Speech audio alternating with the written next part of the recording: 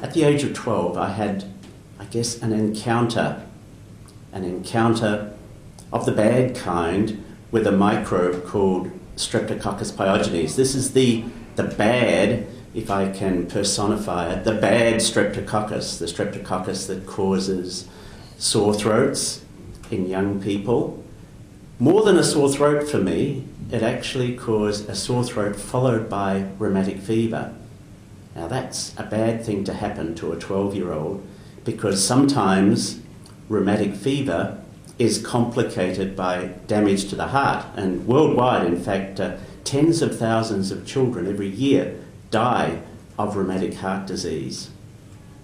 It didn't kill me, but what it did do was to subject me to another 10 years then of what we call prophylaxis. This is a way to protect people who've had one attack of rheumatic fever from getting another attack of rheumatic fever. So you've got to stop them from getting more infections with the bad bug, Strep pyogenes. And the way that's done, still today, and that was 40 years or 50 years ago now, the way it's done is to give the young people penicillin every single day.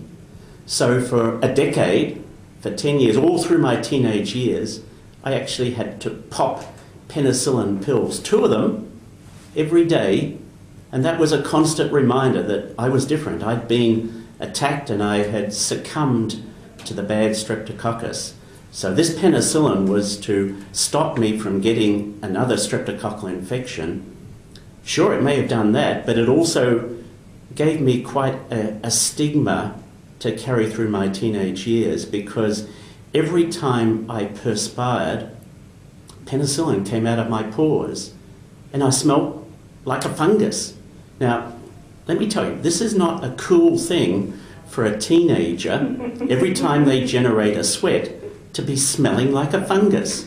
And I can remember more than once thinking, there's just got to be a better way. There's got to be a better way to stop streptococcal infections other than having to take these antibiotics. Because when you take penicillin, it's like an atomic bomb blast too for your normal bacteria, for your friendly bacteria on your body. Take penicillin and shortly thereafter, it's just like an explosion as far as your normal bacteria are, and they're decimated, not only the bad guys, but the good guys as well. So this wasn't cool. I guess that's why they call it antibiotics. Yeah, anti-life, against life, yes. And so that was on my mind all through the teenage years. And then when I had the chance to go to Melbourne University to study as a young student, really, I suppose what we call the eureka moment for me was when one of my teachers, who had been overseas to America on a study leave, came back and told her class, and I was in her class as a young aspiring microbiologist, she told us about what she'd learnt on her study leave, and it was that bacteria can be our best friends. They can actually be the best weapon that we as humans have to fight off the bad bacteria. Now, her interest was in the intestinal tract, and what she wanted to do was to offer us, the students in her class, the opportunity to take intestinal probiotic. And so she said to us, "Class, I'm going to give you some milk, and in that milk there are some friendly bacteria. These bacteria produce something that will hopefully protect you against the bad bacteria that can cause intestinal infections." Now, that sounded like a good idea to me. In fact, it became immediately, for me, sitting there in the front row of the laboratory class, this eureka moment. Maybe the same principle that my teacher, Dr. Mushin, was telling us about for the intestinal tract could be used in the oral cavity to protect against streptococcal infections, because this was what was on my mind, finding a way to stop sore throats occurring in young children. And here might be a way now is to take a friendly bacterium, give it to young children So the friendly bacteria would grow not in their intestine, but in their oral cavity and provide some local protection there against strep sore throat. So that, in a sense, sort of programmed my life. From that moment, it was like an obsession. All I could think about was, can I find a friendly bacterium that won't do humans harm, that will fight for us, go to war for us, if you like, be our protectors, be our minders against the bad streptococci. And that really was the start of the search for me for a bacterium, a friendly bacterium. From there, I managed to go to the United States, and in the United States, I worked with a guy called Lewis Wanamaker, and he encouraged me, I guess, in this search for a friendly bacterium. Being an Australian, I guess, having spent a few years in the United States, the instinct was to return to Melbourne, but there wasn't a job in Melbourne at the time. There was a job here in New Zealand at the University of Otago. I thought maybe I'll take this job at the University of Otago as a stepping stone to go back to Melbourne. But that was some 35 years ago that I first accepted the job at the University of Otago. I'm still here. I'm still here in Dunedin at the University of Otago, the world's southernmost university. You can't go further south on this planet and get a university education than where I am now. And it's a great place, I found, to live, a great place to work, a great place to bring up a family. So I started having young children of my own.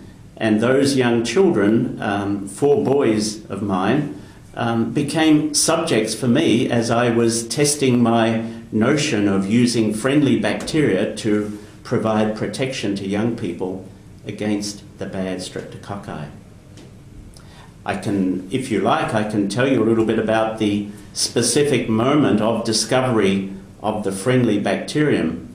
The idea was to, the idea there was to maybe follow some young children at what we call primary school here in New Zealand. These were 5-year-old children at the start of the study.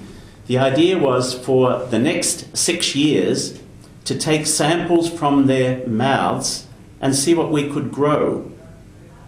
And you'd be surprised what you can grow from the mouths of young children.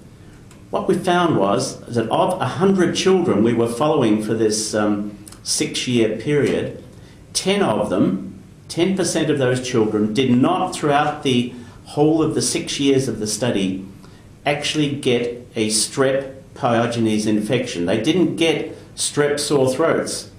Now that seemed odd. I mean, it seemed more than odd. That seemed maybe an invitation to look at their other bacteria they had in their mouth. Could they have some normal friendly bacteria there that might help explain why they were not getting streptococcal sore throats? Now, as we looked at the mouths of those children and the populations of bacteria from those children, something stood out, that bacteria called Streptococcus salivarius seemed possibly to hold the answer. We found that each of those 10 children had Streptococcus salivarius bacteria in large numbers on their tongues, and that's where this bacterium lives, on the human tongue. And the Streptococcus salivarius that they had on their tongues were very special because they produced BLIS, very strong BLIS molecules that killed Streptococcus pyogenes. And that really was, I suppose, the key moment when we identified that the organism that was offering protection to those children, natural protection to those children, was in fact a friendly Streptococcus salivarius, and that amongst that sort of tribe of friendly bacteria, some of them were armed, if you like, with their special weaponry to kill other bacteria.